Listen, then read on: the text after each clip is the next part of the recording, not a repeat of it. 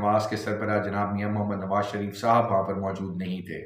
उनके बारे में ये कयास आराई की जा रही है कि दोनों भाइयों के ताल्लुकात सर्द मुहरी का शिकार हो चुके हैं, क्योंकि 16 माह की हुकूमती परफॉर्मेंस शहबाज शरीफ साहब की जो थी उस पर मियां मोहम्मद नवाज शरीफ ना पहले खुश थे ना अब खुश हैं, क्योंकि उसका का सारा डैमेज मियां मोहम्मद नवाज शरीफ की पार्टी को हुआ, जिसमें उनको एक सादा अक्सरियत नहीं मिल सकी और लोगों ने उस महंगाई के खिलाफ इतना झोली भर के पाकिस्तान तहरीक इंसाफ को वोट दिया, इमरान खान को वोट दिया, कि जिसका खमियाजा नवाज शरीफ चौथी बार वजीर आजम ना बनने की सूरत में भुगत रहे हैं।